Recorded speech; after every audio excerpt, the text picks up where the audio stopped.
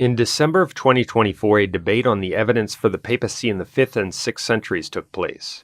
A topic that came up in the debate was the teaching of the 5th century Pope St. Gelasius. Gelasius' teaching is particularly significant to this dispute because he's recognized as a saint by both Catholics and the Eastern Orthodox. While both sides usually agree that an individual saint or church father could have been incorrect about a certain matter, it's not plausible to hold that a saint or church father, especially one who was the Bishop of Rome, was totally wrong about his own powers and the basic structure of the Church to an extent that's considered heretical today by the Eastern Orthodox. Thus, if it can be proven that an early pope and saint such as Gelasius, or Pope St. Leo the Great for that matter, taught the Vatican I doctrine of the papacy in substance, that's a powerful proof that Catholic teaching about the papacy is true and that Eastern Orthodoxy is false. Hence, in the aforementioned debate, the two sides argued about what Pope St. Gelasius believed about his own power. Did he believe himself to have universal jurisdiction over the Church, as Vatican I teaches? The Eastern Orthodox individual argued essentially that Gelasius believed himself merely to have the same power as any other bishop. It is often pointed out that St. Felix excommunicated It is often pointed out that St. Felix excommunicated Blessed Acacius of Constantinople, and that is true. But far from exercising some sort of Vatican I prerogative, as you would imagine, or as you would argue, his successor, Pope St. Gelasius, states in Letter 10.4 that Pope Felix did what any bishop could do in choosing to excommunicate a bishop who failed to uphold the Council of Chalcedon. Quote, "Does Euphemius not realize that Acacius was condemned according to the formula of the Synod of Chalcedon? It is permissible not only for an apostolic leader, but for every pontiff to separate from Catholic communion whomsoever they like, and whatever place they like, according to the rule of the very heresy that has previously been condemned." Letter 10.4 of St. Gelasius. Consider what he's trying to persuade you of. He wants you to believe that St. Gelasius considered himself only to have the same power as any other bishop, except when it comes to hearing appeals or ratifying synods. Is that true? Is that all that St. Gelasius believed about his own authority? Not at all, as we will see. The Eastern Orthodox individual is deceiving people and lying, as we will prove in this video. He made reference to Letter 10 of St. Gelasius, which states, quote, "Something that is not only permissible for an apostolic prelate to do, but for any pontiff, that is bishop, is to separate from Catholic communion any persons or any establishment in accordance with the ruling against a previously condemned heresy." Acacius was certainly not the inventor of a novel or peculiar error of his own, requiring new decrees to proceed against him, but he implicated himself in another man's crime through his communion with him, end quote. The, quote, Orthodox individual thinks that passage shows that St. Gelasius believed himself merely to have the same power as other bishops, but that's not true.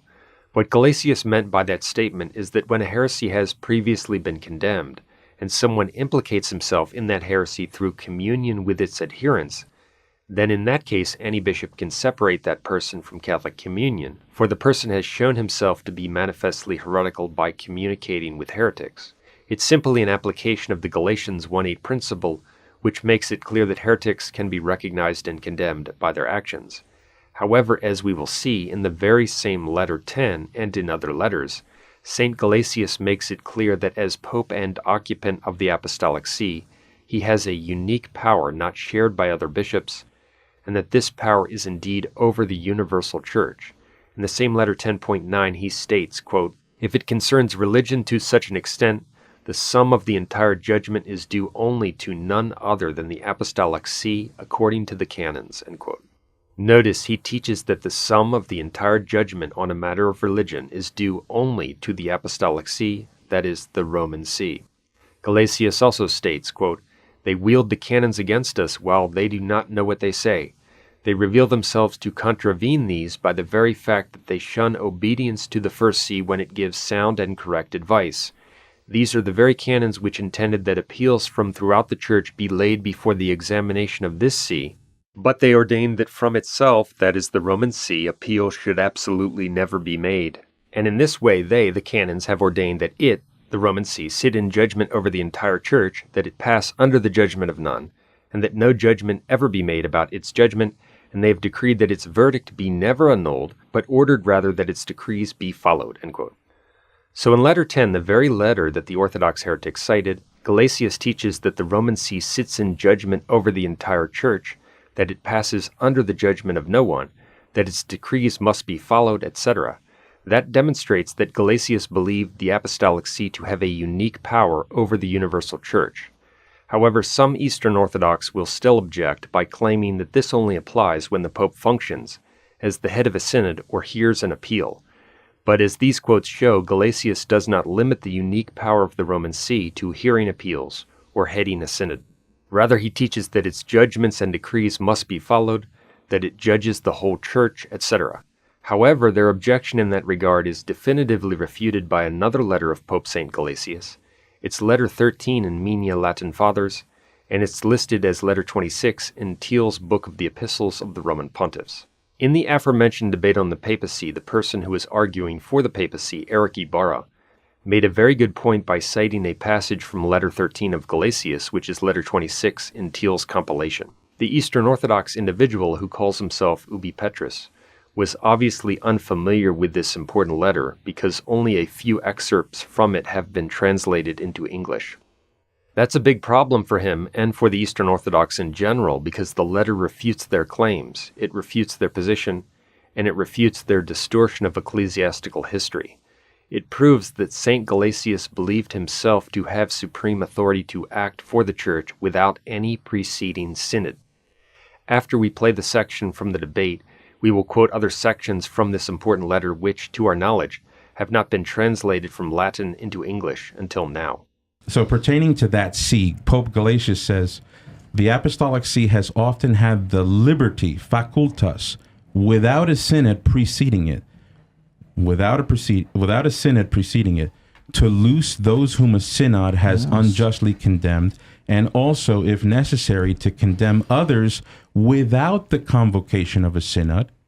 And he gives as an example, the Apostolic See by its authority, quote, "condemned Dioscorus, and it dissolved the godless synod," that's Ephesus 4:49, "and ordered on its own authority, Chalcedon," close quote.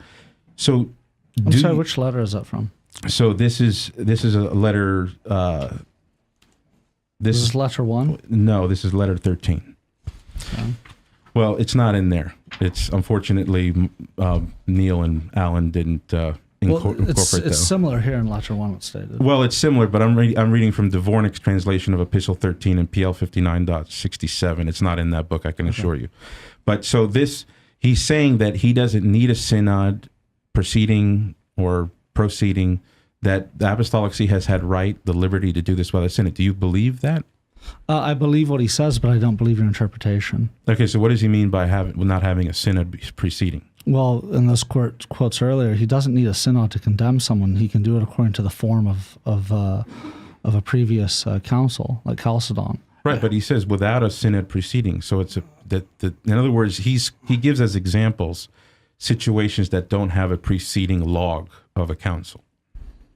Can you read the entire quote again, please? Well, he says, the Apostolic See has often had the liberty, without a synod preceding it, to loose those whom a synod has unjustly condemned, and also, if necessary, to condemn others without the convocation of a synod. So Ibarra cited a passage from letter 13 which completely refutes the position that the Eastern Orthodox individual holds, which is that the Pope can only act with universal jurisdiction when he fulfills the role as head of a synod. Letter 13, which is number 26 in Thiel, as I mentioned, indeed refutes their position because it teaches that the Apostolic See can act authoritatively on behalf of the Church without any preceding synod. Gelasius did not believe that his power over the universal Church was limited by a synod or necessarily connected to one. Gelasius mentions twice that the Apostolic See can act in this way without any synod, as we see here in the Latin. As any honest person can see, the quotation refutes the position of the Eastern Orthodox. Here's an arguably more precise translation of the passage, and we will also present some other passages from this letter that, to our knowledge, have not been translated into English. Quote, "But neither can we pass over those things, because the Apostolic See, following the custom of the ancients, and even in the absence of any preliminary synod, has frequently, as previously stated, taken the opportunity to absolve those whom a synod had unjustly condemned, and to condemn without any synod those it needed to. For in fact an Eastern synod had condemned Athanasius of holy memory, but the Apostolic See nevertheless absolved him, because it did not consent to the Greeks' condemnation." End quote. Before we proceed, I want to refute an objection. Some Eastern Orthodox might desperately claim that here in Letter 13, Gelasius is saying the same thing that he does in Letter 10:4, namely that any pontiff or bishop can separate from a manifest heretic. But that's obviously not the case. In Letter 10:4, he teaches that any bishop can separate from communion those who communicate with heretics in accordance with the ruling of a preceding synod. But here he specifically says that the Apostolic See can both absolve and formally condemn without any preceding synod. That's a crucial difference. Further, Gelasius' writings prove that he distinguishes between how any bishop can separate from a manifest heretic in accordance with the ruling of a preceding synod, the issue mentioned in Letter 10:4, and special or formal condemnations which must receive the consent of or be enacted by the Apostolic See. The latter is mentioned in Letter 27, in which he states, quote, "Since he himself, Acacius, had not the pontiff's right of examining or receiving him," that is Peter Mungus, "and could only implement this through the authority and consent of that see," that is the Roman See, "without whose authority he had been unable to condemn him, and by means of whose principal care he, Peter Mungus, might be examined and cleared and appropriately admitted to communion. For it is well established that it is always by the authority of the Apostolic See that persons of this kind have been examined or cleared, or else absolved by other bishops to whom the matter fell, their absolution being dependent on the consent of the Apostolic See." End quote. Notice, here in Letter 27, Gelasius teaches that another bishop could not condemn someone without the authority of the Apostolic See. That's because this refers to special or formal condemnations, but in Letter 10:4 he was referring to how any bishop can separate from a manifest heretic who communicates with heretics.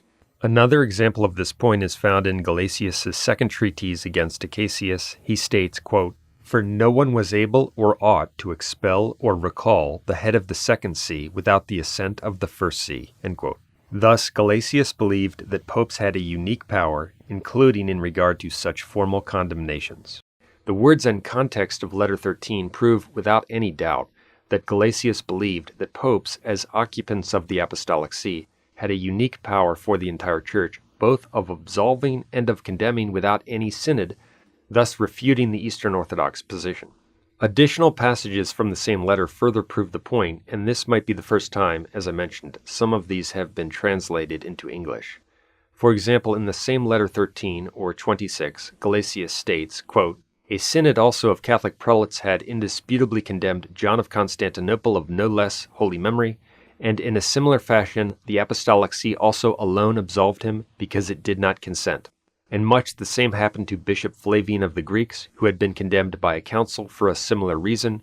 The Apostolic See alone did not consent, so it absolved him.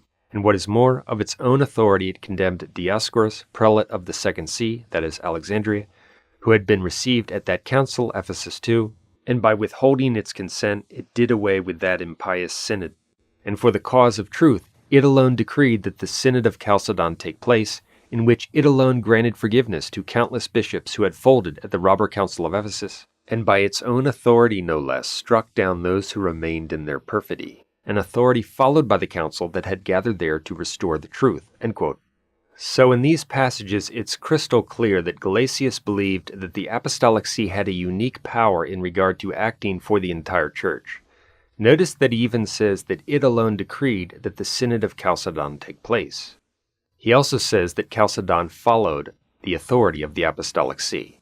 Having heard these statements from Gelasius and even more we will cover, consider how the Eastern Orthodox heretic J. Dyer, a deceiver, citing a ridiculous modernist document, tries to convince people that the popes didn't have any special authority to decide or decree anything for the Church, but rather that the canons of the Council of Sardica merely recognized Rome's ability to order a retrial, a function Dyer claims that didn't involve the Bishop of Rome deciding anything by his authority.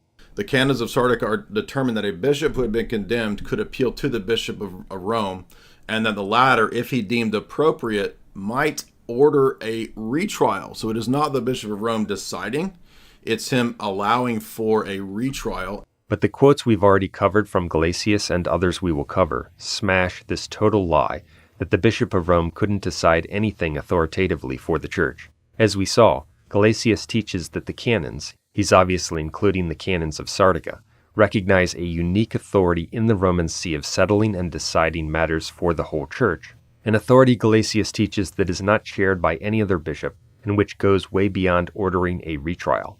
That's why Gelasius, referring to the Roman See, says that it alone absolved, it of its own authority condemned, it alone decreed that the Synod of Chalcedon take place, it alone granted forgiveness, that it sits in judgment over the entire Church, that its decrees must be followed, etc. Does that sound like Gelasius believed popes had no special authority to act for the Church, but could only order a retrial? Obviously not. The claim is absurd in light of these facts. But that's what dishonest, quote, Eastern Orthodox tell their deceived followers.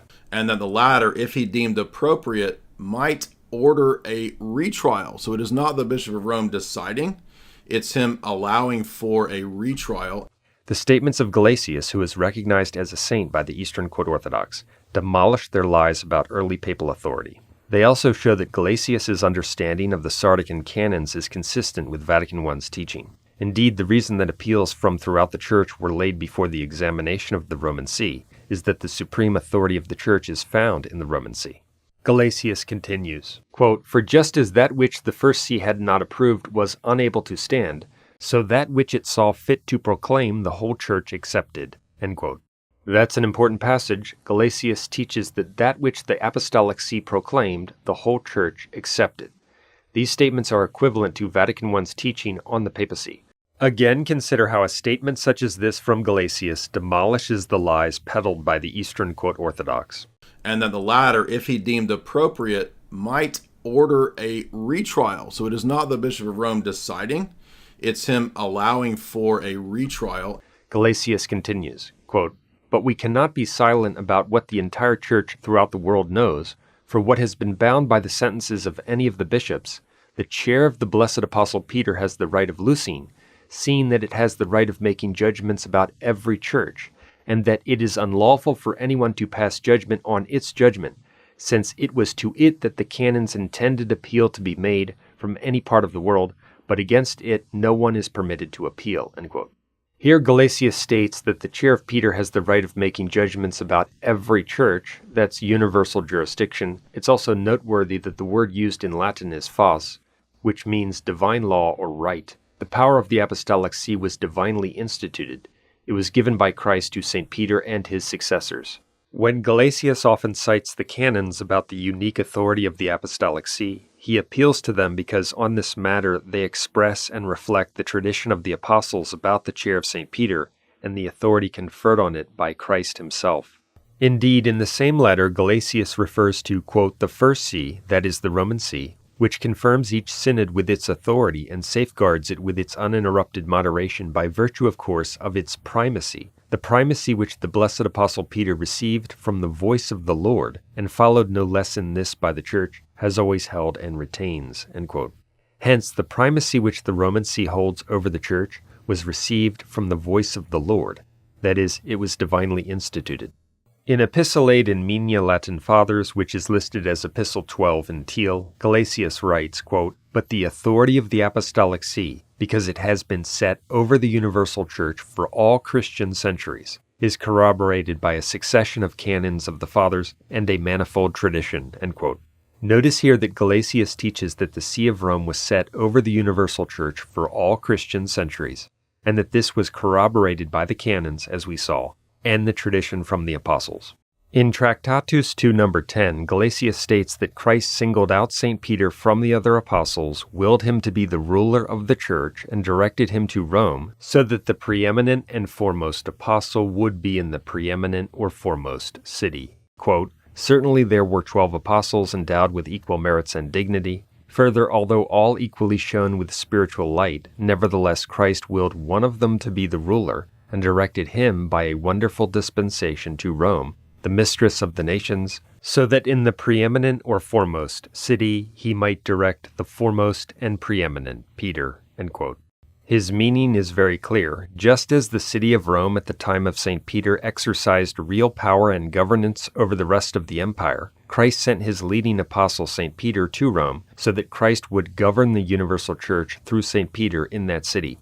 Ask yourself, at the time of St. Peter, did the city of Rome have a real power to govern the empire? Yes, it did.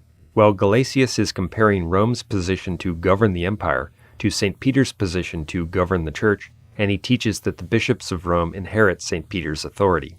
Also, the word Gelasius uses here for St. Peter is a form of the word princeps, which means ruler, first, foremost, or sovereign. It was often applied to the Roman emperor. St. Augustine frequently uses it to mean emperor or ruler. It's also used in the Latin Vulgate, which was completed in the same century in which Gelasius lived. In the Latin Vulgate, princeps is used in John 14:30, where Jesus refers to Satan as the prince or ruler of this world. Also note that Gelasius totally rejected the idea that the power and authority of the Bishop of Rome was based on the presence of the emperor, an argument that's made by some Eastern schismatics, in Letter 13 or 26 in Thiel. Gelasius said that he laughed that some wanted to give a prerogative to Acacius because he was in an imperial city. He pointed out that the emperor had resided at times in Ravenna, Milan, and other places, but that ecclesiastical dignity is not established by secular dignity. No, Gelasius teaches that the Pope, as occupant of the Roman See, has a unique position as ruler or sovereign of the Church based on what Christ instituted in St. Peter and apostolic tradition. In the same Tractatus 2, he also describes St. Peter as the chosen head, and he applies the promises that the gates of hell will not prevail, which were spoken to St. Peter, to the Roman See. Gelasius also writes, quote, "But Acacius not only disdained to satisfy what was demanded of him, but even managed to deceive the very legation of the Apostolic See with blandishments, bribes, and perjuries, whereby he promised with the emperor that the whole cause of the apostolic prelate would be maintained in all matters, and to get them to return polluted by communion with Peter Mongus of Alexandria, despising the power of the Apostolic See to such an extent that he not only failed to cede to its authority, but even strove to seduce it rather into a partnership with an alien communion through its very own legates." End quote. This passage is about how Gelasius' predecessor, Pope Felix III, had sent legates to Acacius, the disobedient bishop of Constantinople, to encourage him to break communion with the heretic Peter Mongus of Alexandria. Instead, by threats and/or enticements, Acacius deceived the Pope's legates, and they withdrew the condemnation of Acacius and communicated with the heretic Peter Mongus. In referring to this incident, Gelasius says that Acacius despised to such a degree the power of the Apostolic See that he would not cede to its authority. Hence, Gelasius believed that the Bishop of Constantinople was bound to obey the Bishop of Rome. That's jurisdiction over the Bishop of Constantinople, indicative of supreme jurisdiction. It's also noteworthy that he uses the word potestatum, a form of potestas, meaning power. That refutes another lie promoted by certain Eastern Orthodox. They try to draw a sharp distinction between the Latin words auctoritas and potestas. They claim that even though the former, that is, auctoritas, is used in reference to papal authority, it doesn't really mean that a pope can command others. That power to command must be signified by the word potestas, they argue. You also confuse auctoritas and potestas. Auctoritas was a certain clout that you would have. It also meant ratification. For example, the Senate would ratify a consul who could then, they would use their auctoritas to ratify a council, or a consul who would then use potestas, which is actual juridical authority. Their argument in this regard is completely fallacious, and it's based on an outdated classical application of these terms. We might do a separate video that refutes their nonsense on this matter, for there are many examples in Latin texts of the period in which the word auctoritas is used in the very way they say that it cannot be used. However, in this very passage, we see that the Pope applies the word potestas, which they admit refers to a real power to command, and he applies that power to the Apostolic See over the Bishop of Constantinople. Gelasius thus applies to popes the very power that the Orthodox claim that popes didn't have. That further debunks their false claim, and it exposes again how they are deceivers. We also see that Gelasius uses forms of the words potestas and auctoritas synonymously right in this very sentence. further destroying the false claims of the Eastern Orthodox. You also confuse auctoritas and potestas. Auctoritas was a certain clout that you would have. The truth is that the Latin terms auctoritas and potestas were often used synonymously in ecclesiastical contexts. In the same letter, Gelasius also teaches that even all the Eastern bishops with Acacius could not have judged the rightful bishop of Alexandria, whom he calls Potior, that is, a more powerful bishop, because he occupied the second see, that is, Alexandria, and he says that only the first see, that is, Rome, could have examined or judged the bishop of Alexandria. His teaching is clear. There is an order of power among the bishops, and the bishop of Rome is the most powerful, holding power over the others.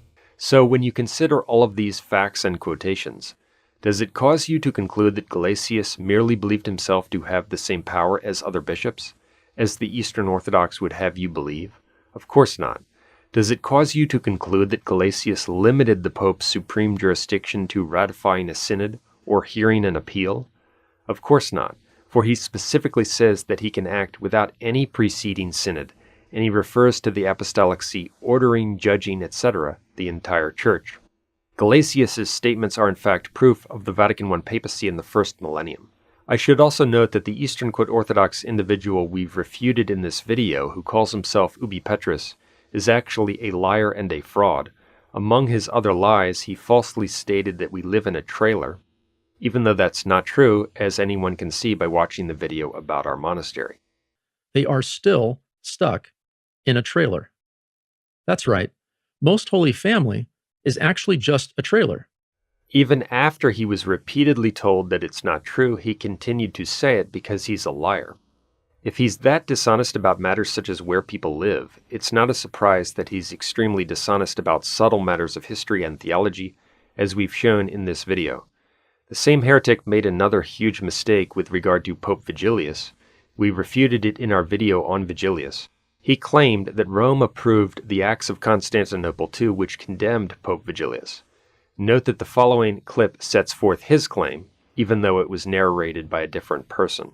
Vigilius' successor, Pope Pelagius, signed off on the Acts of Constantinople II, the very same acts that decreed Pope Vigilius suspended from office until he accepted the Council's decisions to be reinstated. But his claim is false. As our video on Vigilius showed, the Acts of the Council of Constantinople II were edited to remove the condemnation of Pope Vigilius before they were approved by Rome. So no, Rome did not sign off on the condemnation of Pope Vigilius, contrary to the Eastern Orthodox liar. He was completely wrong, and he misled his listeners in a serious way. It's truly sad that some people have been foolish enough to leave the Catholic Church as a result of the fallacious arguments of that liar and fraud. During the aforementioned debate, the same individual was asked if any Eastern Orthodox scholar agrees with his reading of Pope St. Leo the Great. He couldn't identify any. Okay. Do you know any Orthodox or Catholic or Protestant scholars who agree with your reading of Pope Leo? To be entirely honest with you, I don't necessarily recall any, but I don't recall any one way or the other. What typically occurs in Orthodox scholarship is it just copies Catholic scholarship. And Protestant scholarship also has to copy Catholic scholarship. There are, in fact, many non-Catholic scholars, including some who claim to be Eastern Orthodox, who actually admit that St. Leo the Great believed himself to have supreme jurisdiction over the Church in a way that corresponds to the teaching of Vatican I. That's because it's so obvious to anyone who reads St. Leo the Great and is even slightly honest. But that heretic has invented his own position, according to which papal supremacy actually exists, but it really doesn't mean anything. Papal primacy is not our issue, as we agree the Pope was a first and presided in love, that he was an archbishop of the world. Nor is papal supremacy our issue, as we agree the Pope was the highest, most supreme bishop. Since he knows that there's so much evidence for papal supremacy, he has tried to custom design, that is, invent, his own position, according to which a pope has supreme jurisdiction, a pope is the archbishop of the world, etc., but it doesn't really mean anything. It only means that the Pope can sometimes hear appeals and ratify synods. It's utterly made-up Protestant nonsense from a dishonest fraud engaged in massive cope, and it's demolished by the facts we've covered in this video. By the way, note that the other Eastern Orthodox heretic we've refuted in this video, J. Dyer, denies that there's such a thing as papal supremacy. This shows that, quote, Orthodox heretics cannot even agree on the most fundamental issues because their religion is false and made up. Because Rome already clearly had primacy. Right, but primacy is not the equivalent of supremacy or universality. Nor is papal supremacy our issue, as we agree the Pope was the highest, most supreme bishop. I also wanted to quickly mention a few other lies spread by the aforementioned fraud, which further expose his profound dishonesty. He claimed that in our video on councils, we argued that Constantinople fell to the Turks in 1453 because the union of the Council of Florence was supposedly not enforced. The Diamonds claim that the city of Constantinople fell because the union was not enforced. But that's just another blatant falsehood. We didn't say that there wasn't an effort to enforce the union. In fact, we said the opposite. We even mentioned specific facts about how the Florentine Union was proclaimed in Constantinople. Our point, rather, was that due to widespread rebellion among the people at what some were trying to enforce after Florence, as well as a long history of opposition to Catholic truth in Constantinople and the East, God allowed Constantinople to fall. There's a clear distinction between, one, whether there was an attempt to enforce the union by some in power, which we acknowledged, and two, whether it was embraced widely by the people, which we denied.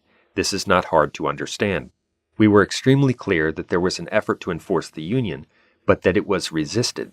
Since the heretic could not refute our point, and he's a pathological liar, he decided to just blatantly misrepresent what we stated and attack a straw man.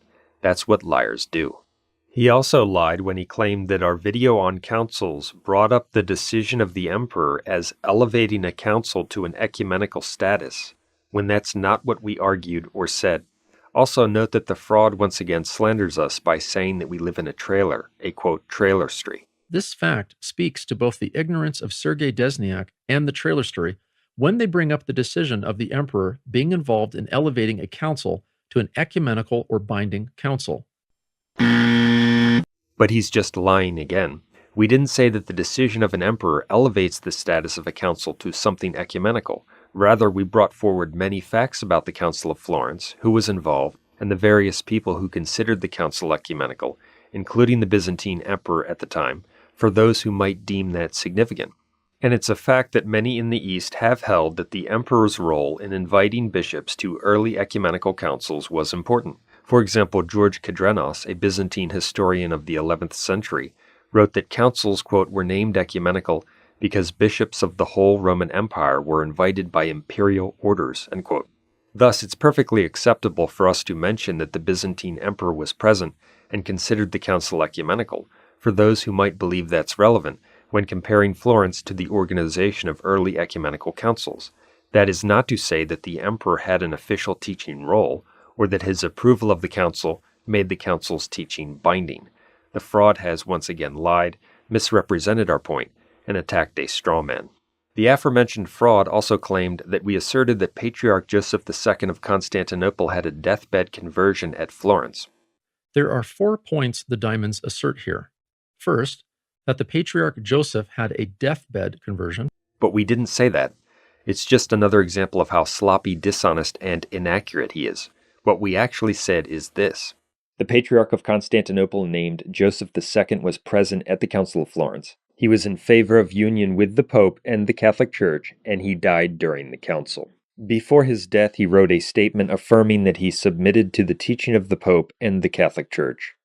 To say that Joseph II wrote a statement before his death acknowledging submission to the Pope and the Catholic Church does not necessarily mean that he converted on his deathbed or first came to that conclusion on his deathbed.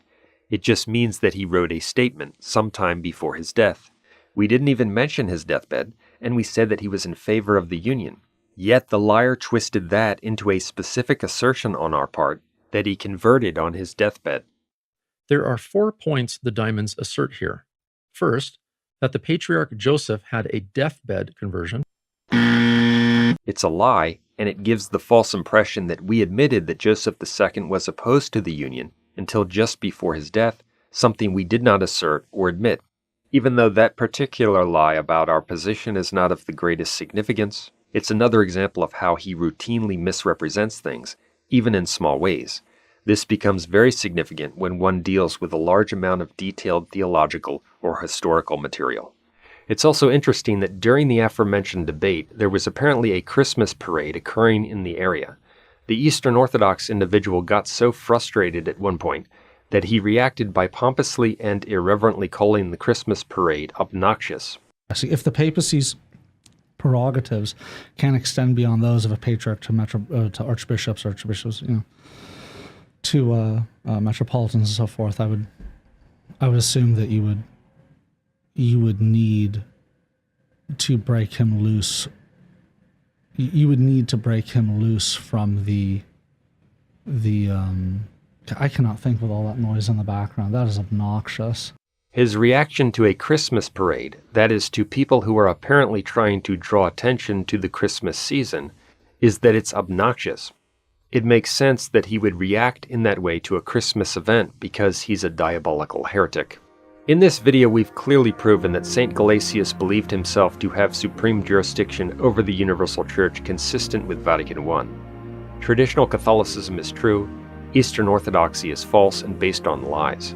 To be a true Catholic and be saved, one must be a traditional Catholic, as our material explains.